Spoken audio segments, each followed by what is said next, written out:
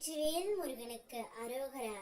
என் அன்பு குழந்தையே, உன்னிடம் யார் பேச வேண்டுமோ என்று மனதில் நினைத்து கொண்டே இந்த ஒன்றை மட்டும் தொடும் தங்கமே.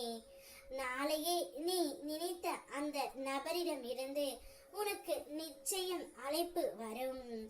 நீ யாரிடம் பேச வேண்டும் என்று எதிர்பார்த்து இத்தனை நாட்களாக காத்து தவித்து கொண்டு இருக்கின்றாயோ, யாரை பார்க்க வேண்டும் என்று உன்னுடைய முகத்தில் ஒரு புன்னகை தெரிகின்றதோ, இவர் என்னுடன் இருந்தால் போதும் முருகனப்பா, என்னுடைய வாழ்க்கையை நான் வென்று விடுவேன், நான் எப்பொழுதும் சந்தோஷமாக இருப்பேன், காசு பணம் இல்லை என்றால் கூட இவர் இருந்தால் போதும் என்று நீ நினைத்து சொல்லும் அளவிற்கு அந்த உண்மையான நபரே நாளை உனக்கு அழைப்பு விடுக்க போகின்றார் தங்கமே.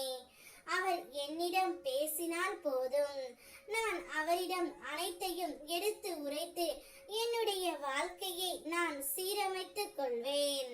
நடந்த உண்மைகள் அனைவற்றையும் நான் அவரிடம் கூற வேண்டும். இப்படி பல யோசனைகள் உன்னுடைய மனதிற்குள் ஓடிக்கொண்டே இருக்கின்றது.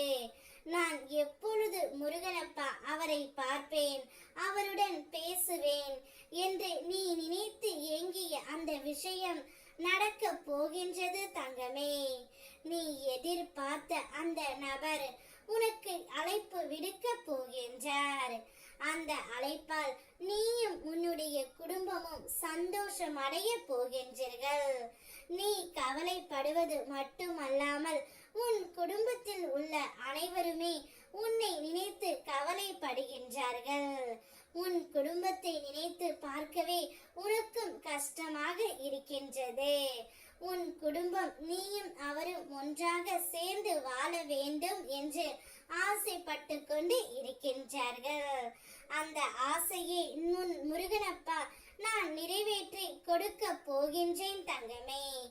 நிச்சயம் நீ எதிர்பார்த்த வாழ்க்கை, நீ எதிர்பார்த்த வேலை, நீ எதிர்பார்த்த உன்னுடைய துணை அனைத்துமே உன்னுடைய வாழ்க்கையில் கிடைக்க போகின்றது. இனி வாழ்நாள் முழுவதும் நீ மகிழ்ச்சியாக இருக்க போகின்றாய் பிள்ளையே. என்னுடைய அருளால் உன்னுடைய வீட்டில் சுப காரியங்கள் நடந்தே தீரும். நாளையே நீ நினைத்த நபர் உனக்கு அழைப்பு விடுக்க போகின்றார். நீயும் உன்னுடைய குடும்பமும் சந்தோஷத்தில் துள்ளி குதிக்க போகின்றீர்கள். என்னுடைய அருள் முழுவதும் உன்னுடன் இருக்கின்றது குழந்தையே. பிறகு பயம் எதற்காக? கந்தன் இருக்க உனக்கு கவலை எதற்கு? வெற்றிவேல் முருகனுக்கு அரோகரா.